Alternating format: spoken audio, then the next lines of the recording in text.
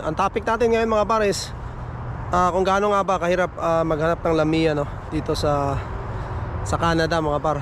Sa panahon ngayon no.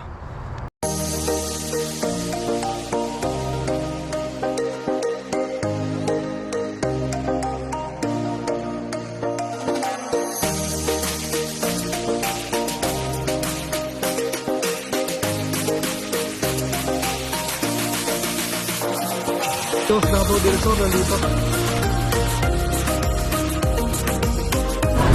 Oh, Canada.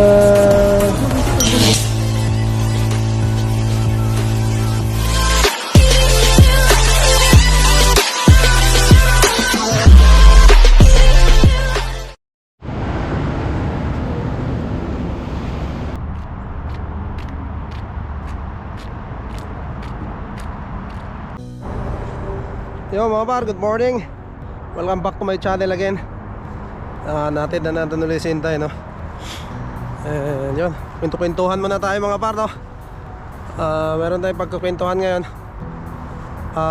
Yun, ang topic natin ngayon mga par is kung gaano nga ba kahirap maghanap ng Lamiya no dito sa Canada mga par. Sa panahon ngayon no. Oy, may squirrel oh. Squirrel. Kakain ng prutas mga par. Damo. Tungkol doon sa ano mga par no, sa topic natin na kung gaano nga ba kahirap maghanap ng Lamiya dito sa Canada sa panahon ngayon mga par. Ito naman po ay ano ko lang no, sa sarili ko lang no, sa sariling karanasan ko lang, sa mga nababasa ko no, sa mga nababalitaan ko, sa mga pinagtatanungan ko no, ay ano mga par, talagang halos ano na, halos zero na, halos wala na mga par no. Pag pinag-usapan natin yung Lamiya, ang Lamiya pala mga par, yun yung binibigay ng isang employer no, na yun yung kailangan mo no, nakasulat din yung pangalan mo doon kung kukunin ka nila. Yun yung kailangan mo para may apply mo ng isang work permit mga par no.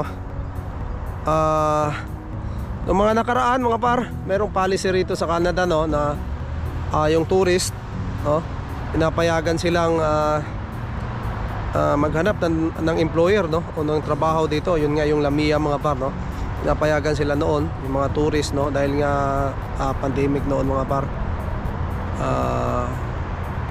Kaya ayun, may rule sila noon na pinapayagan yung mga tourist na maghanap ng employer o yung Lamiya dito mga par no. Rules na yun no, sinaran na ng Canada no, dahil sa dami na rin mga par. So ayun, simula noon mga par no, marami na ang sumubok mga par na pumunta dito sa tourist no, naghanap sila. May nakakausap tayo mga par no, may nakausap tayo na kababayan din natin, dalawa mag-asawa no, iniwan nila yung magandang trabaho nila sa Pilipinas, nagtourist silang dalawa no, nakipagsapalaran sila. And syempre pagdating nila rito, yun nga, tourist ka, hindi ka pwedeng magtrabaho mga par. So syempre magre-rent ka ng bahay no, syempre yung ano mo, yung mga bills mo, yung tulad nung ano, yung internet, yung yun nga, yung internet mga par, kasi kukuha ka na number dito sa Canada, kasi para syempre mag-a-apply ka, yun yung ilalagay mong contact number mo. Hindi naman pwede yun sa Pilipinas no. So yun nga, ayon doon sa mag-asawa na yun, nakausap ko mismo mga par no, sabi niya napakahirap pala no, hindi nila alam mga par na napakahirap pala maghanap. So dito pa sila napunta sa Ontario no, dito sa Toronto pa sila napunta. Sabi niya napakahirap pala, hindi namin nakalain. Maubos na yung aming savings no, and wala pa rin kaming nakikita. And 6 months na daw yung kanilang tourist no, magsi 6 months na rin sila. I think 4 months na rin yata yun sila, nag-usap kami. Wala na, ano na sila mga par no. Yung lalaki kasi sabi Si Mrs. kasi pinilit ako rito. Maganda naman ang trabaho namin doon sa Pilipinas. Pinilit niya ako rito kaya sinubukan namin. Hindi naman alam na napakahirap na palang maghanap ng Lamia, no? So yun, isa yun sa nakausap natin mga par, no, na talagang siguro umuwi na lang siguro yun, no? Kasi talagang walang nahanap. Yung mag-asawa na yun mga pares, nurse, no? Nurse sila sa Pilipinas. Yun, siguro hindi sila nakahanap mga par. Kasi dahil nga rin sa dami na dito, kahit nurse ka mga par, no? Marami rin tayong kababayan talaga na pumunta, no? At hindi lang tayo, may mga ibang lahi pa mga par na sa dami ng tao mga par dito sa Toronto, no? Ay talagang halos wala na, no? Wala na sila makita. Noon pa yun mga par, no? Nakarang taon pa pala, no? 2024 summer, no? Mga par, mayroong mga nakalamia naman na pumunta rito, no? Galing sa outside Canada, no? Lamia, pagpunta nila rito, nakalamia sila, no? Trabaho agad sila. Ang problema mga par, isa sa problema ngayon ay hindi na may extend yung kanilang Lamia, no? Hindi na extend ng employer. So wala ka nang magagawa mga par, kundi umuwi na lang talaga, no? Kasi wala ka nang magiging status mga par, no? Kasi ayaw na nila i-extend. Dahil nga ngayon mga par ay napakahigpit. Mayroon ng mga umuwi mga par, no? Marami nang umuwi din na nakalamia na hindi na in-extend ng kanilang mga employer. So umuwi na sila mga par. Marami pa ngayon na hindi na talaga ini-extend, no? So talagang ang Canada ngayon mga par ay nagbabawas sa lahat ng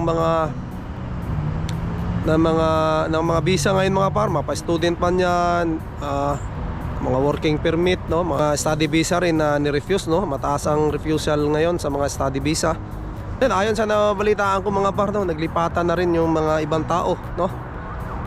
Dito sa Toronto, lumipat na ng mga probinsya, naghanap sila, no? Merong iba, sinuwerte mga par, nakahanap, no? Pero merong iba na nandito pa rin, no? Sa panahon ngayon mga par, ang Lamia ay napakahirap na hanapin mga par, no? Halos wala na talaga. Napakaswerte mo na kung makahanap ka ng Lamia mga par. Ayun mga par, no? Good luck sa ating lahat, no? Kung naghahanap ka man ng Lamia or naghihintay ka ng result, no, ng iyong application dito sa Canada, or may bala kang mag-apply, no? Yun, good luck po sa ating lahat. And syempre, pag-aralan pong maigi, no? Kung kayo ay may balak na pumunta rito sa Canada, mag-search po muna, no? Manood ng mga balita, no? And syempre magbasa-basa mga par para malaman nyo kung ano talaga yung madadatnan nyo dito sa Canada mga par. Pero para sa akin mga par, sa ngayon ay talagang naghihigpit sila, no? Dahil nga yun, kaya dahil nga naabuso mga par, no? Kaya inihigpitan muna nila sa ngayon. Pero nagdadasal tayo na sana dumating ang panahon mga par na magluluwag din sila, no? Yan mga par, paki-like lang po pala yung ating video, no? Pwede nyo i-like dyan sa baba mga par, no? Para marami tayong maabot, no? Mga nanonood, no? Mga kababayan rin natin. And pwede rin kayo mag-comment dyan sa baba mga par, kung may mga pwede kayong ma-share, no, sa atin, para din mabasa ng mga nanonood sa atin, no? Marami tayong nanonood na nandito sa Canada mga par, no? Yan sana, no? Mag-share din sila yung mga karanasan nila. Meron ng mga nagko-comment doon mga par, no, sa mga nakarang videos natin. So yung iba mga par talagang stable na yan dito sa Canada, na matagal na rito. Yun, sana mag-share kayo mga par, no, kung anong mga karanasan nyo rin. Good luck po sa ating lahat mga par. Sa lahat po ng mga umaasa, no, na makahanap o sa mga naghahanap, good luck po, no? And then yan, maraming salamat mga par, no, sa patuloy na suporta, no, sa mga bagong subscriber natin. Maraming salamat sa inyo, sa mga bagong nag-subscribe, no, sa mga nagko-comment. Maraming salamat. Pwede kayo mag-comment dyan sa baba mga par, no. Pero mga par, dito ko muna tatapusin ang aking vlog, no. To God be all the glory, and we'll see you on the next one. Bye.